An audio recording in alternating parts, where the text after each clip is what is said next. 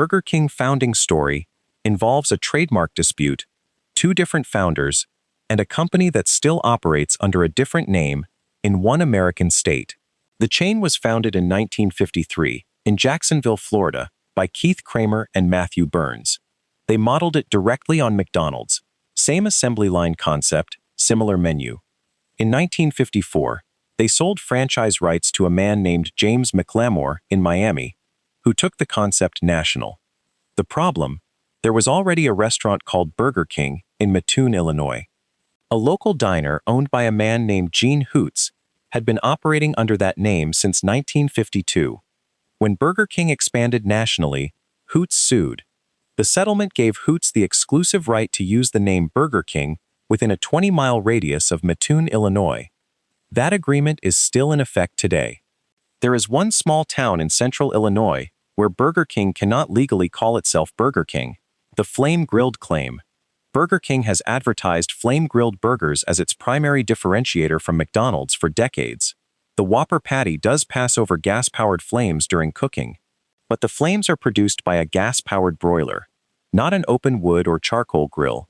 The distinction matters to people who expected something closer to backyard barbecue and got a fast food broiler instead. Burger King has gone bankrupt twice and been sold multiple times. Its ownership has included a British liquor company, a global investment firm, and multiple private equity groups. The brand has had more owners in its history than almost any other major fast food company. Domino's was founded in 1960 by two brothers named Tom and James Monahan in Ypsilanti, Michigan. They bought a failing pizza restaurant called DOMINO'S for $500. Within a year, James decided he did not want to continue. He traded his half of the business to Tom in exchange for a used Volkswagen Beetle. That trade is considered one of the worst business decisions in food history. Tom Monahan went on to build a global empire worth billions of dollars. James got a used car. The 30-minute delivery guarantee. Domino's built its identity around a promise. A pizza delivered in 30 minutes, or it was free. The guarantee drove enormous growth in the 1980s and made Domino's synonymous with fast delivery. It also caused accidents. Delivery drivers racing to beat the clock were involved in multiple crashes, including fatalities. In 1993, a woman in St. Louis was seriously injured by a Domino's driver running a red light to make a delivery. She sued and was awarded $78 million by a jury. Domino's dropped the 30-minute guarantee the same year. The policy that defined the brand for over a decade was gone within weeks of the verdict. Domino's Pizza was genuinely terrible for much of its history, and the company knew it. A 2009 survey ranked Domino's last among major pizza chains in taste. The company's response was unusual. They publicly admitted their pizza was bad. They ran advertisements showing focus group footage of customers saying the crust tasted like cardboard and the sauce tasted like ketchup. They reformulated everything: the dough, the sauce, the cheese. They called it a complete reinvention. Sales increased 14% in the first quarter after the launch. Publicly admitting that your product was bad turned out to be one of the most effective marketing campaigns in fast food history. Taco Bell was founded by Glenn Bell in Downey, California, in 1962. But the story of how he developed the concept is more complicated than the official version suggests. Bell had been operating small burger stands in Southern California in the early 1950s. Near one of his stands was a Mexican restaurant called Mitla Cafe, run by a family named Montano. Bell became obsessed with their hard-shell tacos and spent months trying to reverse-engineer the recipe. He never worked at Mitla Cafe. He never asked the Montano family for their recipe. He watched, experimented, and replicated it as closely as he could. Then he built a fast food chain around the result. The Montano family still operates Mitla Cafe in San Bernardino. It is one of the oldest Mexican restaurants in California. The family has described watching Taco Bell copy their product and go on to generate billions in revenue while they remained a small local restaurant. There was no legal dispute because recipes cannot be copyrighted. The concept, the technique, the hard-shell taco that became a global product, it came from a family restaurant that received nothing: Taco Bell's beef. In 2011, a law firm filed a class action lawsuit claiming that Taco Bell's seasoned beef did not meet the USDA definition of beef because it contained too many non-meat fillers. Taco Bell released a detailed breakdown of their beef recipe in response.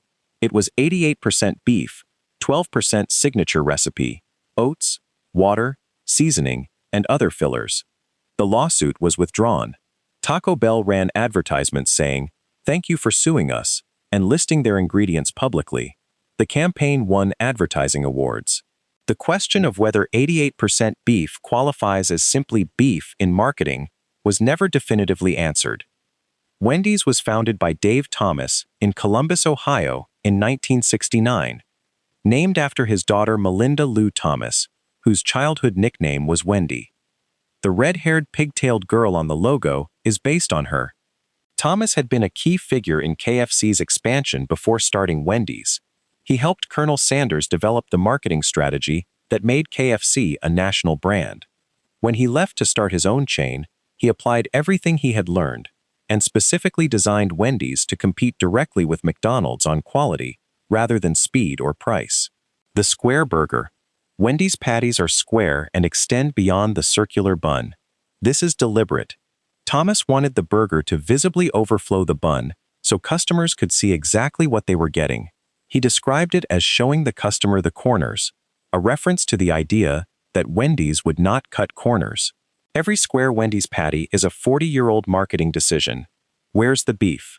In 1984, Wendy's launched one of the most successful advertising campaigns in fast food history. An 81-year-old woman named Clara Peller looked at a competitor's burger and said, "Where's the beef?" The phrase went viral before viral was a concept. It entered common speech as shorthand for demanding substance over style. Walter Mondale used it against Gary Hart in the 1984 presidential primary debate. Clara Peller became briefly more recognizable than most politicians.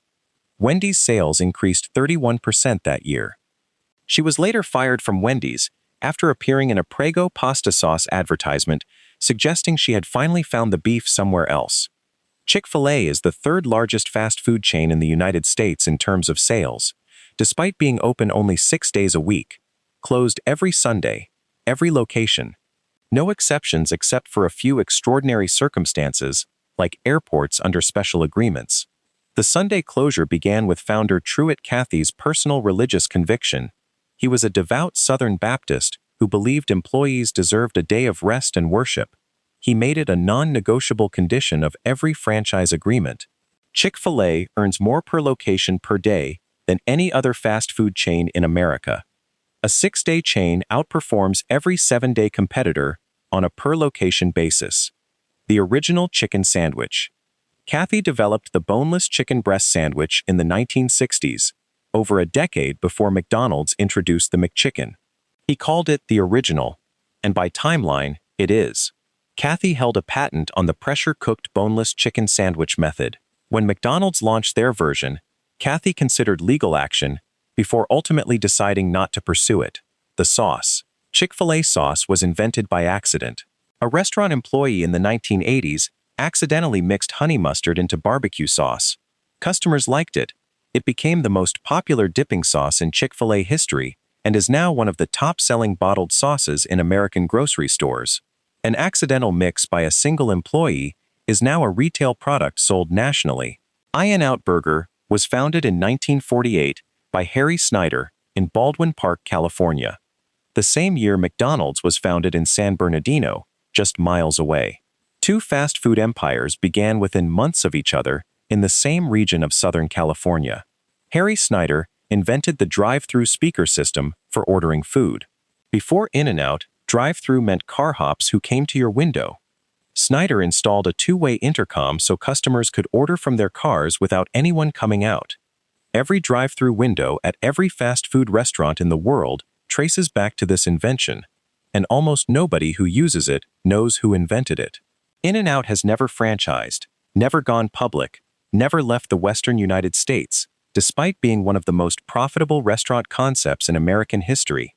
The chain has been owned by the same family since 1948. Harry's wife Esther ran it after his death, then their son Rich, then Rich's niece Lindsay Snyder, after Rich died in a plane crash. Lindsay owns 100% of the company. She has declined every acquisition offer. In-N-Out has fewer than 400 locations. McDonald's has over 40,000. Every offer to expand, franchise, or sell has been declined. The Bible verses. In-N-Out prints scripture references on the inside of their cups and packaging, on the bottom of the cup, on the burger wrappers, on the fry containers. John 3:16, Nahum 1:7, Proverbs 3:5. The references are small and easy to miss, but have been there since 1987, when Rich Snyder added them. They have never been advertised or explained publicly. They are simply there for anyone who looks. Which fast food chain built its identity around a lie? Subway. Specifically, the Footlong. In 2012, an Australian teenager posted a photo on Facebook showing a Subway footlong next to a measuring tape. It measured 11 inches, not 12. The photo went viral. Lawsuits were filed in multiple U.S. states. Subway's response was that footlong was a trademark, not a measurement guarantee. A federal judge approved a settlement requiring Subway to measure sandwiches and ensure they were 12 inches. An appeals court threw out the settlement, ruling that consumers had not been harmed financially because they received the same amount of food regardless of an inch difference. Subway's footlong has never been legally guaranteed to be 12 inches. The name is a brand, not a measurement. Subway has known this for over a decade and has continued using the name without modification. A 12-inch name on an 11-inch sandwich, sold to millions of customers daily. That is the lie. If you learned something new today, hit the like button and tell me in the comments which one surprised you the most. See you in the next one.